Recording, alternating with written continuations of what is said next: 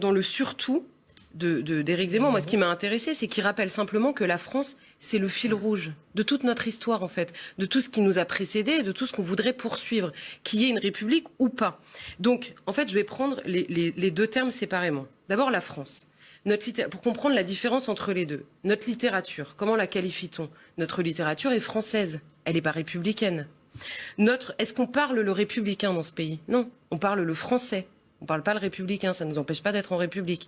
Est-ce que notre mode sur les défilés, dans les défilés, est-ce qu'elle est républicaine? Non, elle est française. Est-ce que notre gastronomie est qualifiée de républicaine à travers le monde? Non, évidemment, elle est française. Est-ce qu'un clocher au sommet d'une colline, est-ce que c'est l'image d'Épinal d'un paysage républicain?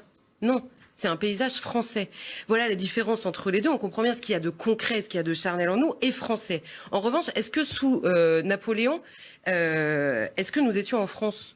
Oui, et pourtant il n'y avait pas de République. Est-ce que sous Louis XIV, nous étions en France? Oui, il n'y avait pas de République. Donc on voit bien que ce n'est pas la même chose. Et à l'inverse, les valeurs de la République qui sont invoquées en permanence pour dire, en gros, les valeurs de la République, c'est quand on est gentil, et les valeurs et les gens qui sortent de l'arc républicain, pour reprendre les mots de Gérald Darmanin, c'est quand on est méchant.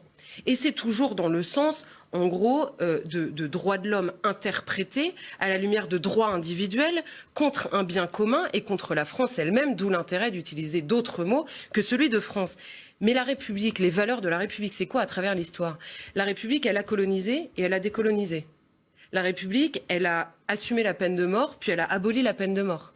La République, elle a voté les pleins pouvoirs à Pétain, puis elle a condamné le régime de Vichy.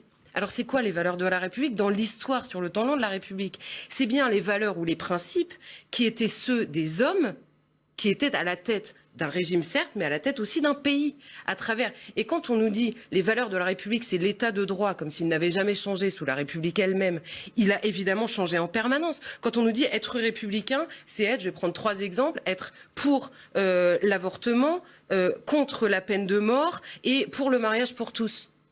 Mais du coup, il y a 50 ans, c'était pas une République ? Donc qu'est-ce que ça veut dire les valeurs de la République, puisqu'elles évoluent en permanence et elles fluctuent selon les époques et notre rapport à la fois au monde, à l'évolution de ce qu'est l'homme, de ce qu'est une société et de ce qu'est même ce que nous voulons faire ensemble de la société.